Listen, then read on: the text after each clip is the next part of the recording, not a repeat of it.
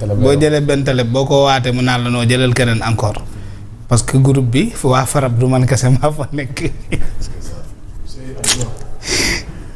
La presse ñun ay jàmbaar lañ de.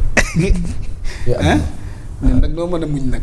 da ngay dimbali nit ki ba kër bi ma seetee président Bassirou Diomaye Faye bi ma koy woo naan ko Diomaye te di nga ñëwaat ma ne la noo bàyyi ma consulter chargé de communication bi mooy Ba Amadou Ba. Amadou Ba yónnee ma ndeysaan le maire de Mbao là maintenant comment il s'appelle maire de Mbao bi rek Cheikh Dieye xaw ma defe naa Dieye la sant. l'actuel maire de Mbao. Mbao l'autre il est des cadres là. après il est pas Mbao parce que toujours c'est ça côté yooyu la nag. côté yooyu la mooy Kër Mbaye Fall. très bien alors Cheikh Tidiane. donc vraiment Fatima ñun ay jàmbaar lañu. maintenant par rapport à cette question là FMI je pense que ñoom fu ñu nekkoon foofu la ñu nekk ba léegi dafa confirmer lii ministre de l'intérieur wax keroog fale ca Tivaouane que mbir yi day gën a metti parce que croissance buy ralentir moom annonce bu baaxul la ci réew. alors nous allons avoir beaucoup de problèmes ci at bii di ñëw. 2026 ak 2027 day gën a metti parce que FMI nee na. li xew ba xew mooy weer yi di ñëw. y aura moins de création d'emploi. C'est ce que ça signifie. L'État ne pourra pas créer des emplois mënul maye liggéey bu bari te état bu mënul maye liggéey. état boobu mënul répondre ci attente askan wi. FMI nee na recette état bi du bari. des recettes. état FMI tamit nee na pression sociale bi dafay gën a yokk te loolu ñoo ngi koy dund déjà. yemul foofu nee na loolu na lu ko waral dafa bari ay facteurs yi daje. bii facteur c'est lié aux éléments externes. par exemple il y a un ralentissement de l'économie mondiale. boo xam ne c'est lié peut-être au conflit dans le Moyen-Orient mën nañ ko nangu en une partie même si man je l'ai rejeté tout dernièrement parce que tout simplement Sénégal tey bokk na ci réew yi jaay pétrole ak gaz dafa war a dara xelu nit. FMI nee na leen beneen mbir mi mooy les tensions géopolitiques impactent sur l'énergie et l'importation ça aussi nous l'avons bien développé ici parce que ñun chance la ñu am ci contexte bii yaa ngi jaay yaa ngi pétrole yaa war a nekk ko xarañ yaa war a nekk ko ay nee na les conditions financières plus dures xaalis bi moom day gën di manquer day gën di metti day gën di raar état day gën di am jafe-jafe pour am xaalis nee na loolu par rapport ak crise bi nga xam ne am nañu ko ak moom FMI ak crise bi nga xam ne am nañu ko ci yenn institutions financières yi ak crédibilité bi nga xam ne Sénégal ñàkk na ko auprès des institutions financières waaye nag FMI dafa gën a insister ci li nga xam ne mooy la réalité nee na leen yéen Sénégal da ngeen am retard wala ay incertitudes sur les projets pétroliers et gaziers. maanaam nga yor nga pétrole ak gaz waaye xamoo noo koy utiliser.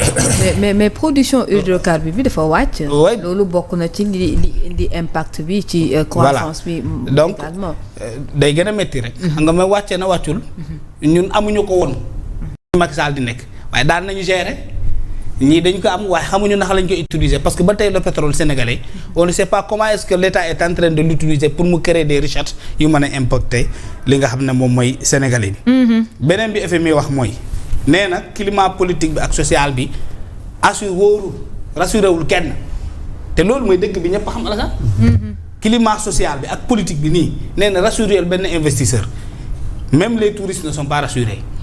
ñi nga xam ne ñoo bëgg investir ci réew bi ils ne sont pas rassurés pour plusieurs raisons première raison bi xam nga lan le discours du premier ministre quand le premier ministre dit que dans mon pays on n'a pas de justice kan mooy ñëw ci dëkk boobu dinaan investir quand le premier ministre nee na man mën naa jàppalu mën naa bàyyilu quand le premier ministre permet d'attaquer le président de la République d'attaquer toutes les institutions d'attaquer la première puissance économique du monde de s'en prendre à tout ce qui bouge de tirer sur tout ce qui fait le moindre mouvement et dëkk boobu kan moo fi ñëw investir et quand un pays a moins d'investisseurs c'est un pays qui se dirige directement vers la pauvreté beneen bi mu ne y a les problèmes structurels liés au transport gis nga crise lañu nekkoon ni ci transport liés maintenant à la vie tout court au coût de la vie lié à la productivité bi ñëpp xam nañ ne Sénégal dara doxul Sen TV lu mu daan am ci recette amatu ko TFM lu mu daan am ci recette amatu ko entreprise XYL lu mu daan am ci revenu am doon ko liggéey di produire ba di ci gis boppam mën a développer la richesse mën a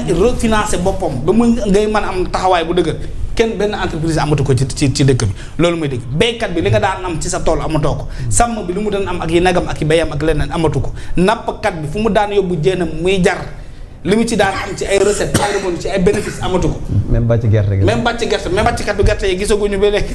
parce que transporteur yi. ku laa dugal de.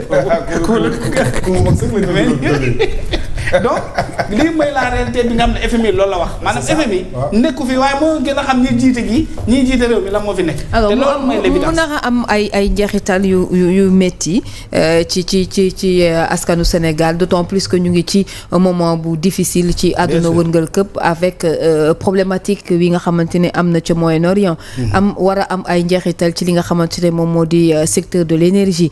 mën nañu jëm ci wàllub yokkute énergie mu war a laal gafa ñi nga xamante ne ñoom ñoo di population bi muy les ménagères yi nga xamante ne tey ji mbir yi metti na ba noppi ci ñoom.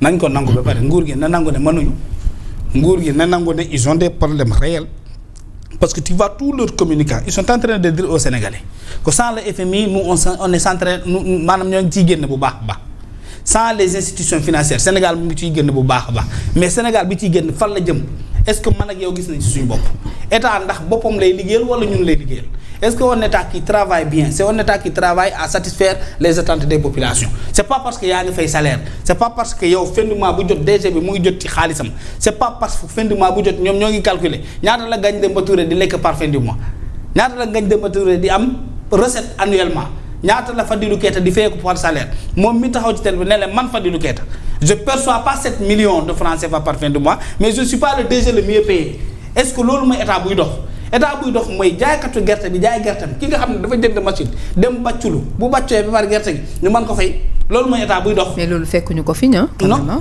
ñan ñoo ko fi fekkul. ñoom fekk fii lañ ko. man de daan naa bàcculu may fayeeku man sama papa daan na jënd gerte di ko jaay muy jar. samay doom samay mbokk samay xarit samay frère amuñu woon tool mais daan nañu xaar bu chinois bi ñëwee ñu dugg ci usine bi liggéey fa fayeeku am retraite ñoom tamit am lu ñu mën a yóbbu ci seen école yi loolu moom fii lañ ko fekk. fii lañ fi fekk mooy daan nañu am ay 2 millions 3 millions de tonnes de kii maanaam ci campagne bi mais fii on nous parle de 450 000 d'attente mën na lu ñu mën a jënd finalement on nous parle de 200 000 loolu mooy la réalité qui est là maanaam quand tu fais des études comparatives tu sais que fu ñu fekkoon réew mi ak fu ñu ko andi tey daanaka c'est comme les deux faces d'une pomme de main. Très bien. Il y a une très grande différence. La réalité c'est que Fatima, nous allons vers des lendemains difficiles. Et ce régime qui est là n'a pas de solution pour faire face à cette réalité-là, à cet ardeur de la vie qui va s'imposer à tout le monde. Alors n'a pas de solution on verra fi ñu jëm ci jafe-jafe jooju Alassane Baldé ñu ngi koy wax léegi ci taux croissance wu Sénégal yi ñu projeté ci 2026 bi. Voilà donc mu nekk loo xamante ne daanaka dina gën a doy waar am na ay njeexital yoo xamante ne mën nañ ko ci xaar fi mu toll nii déjà c'est très difficile pour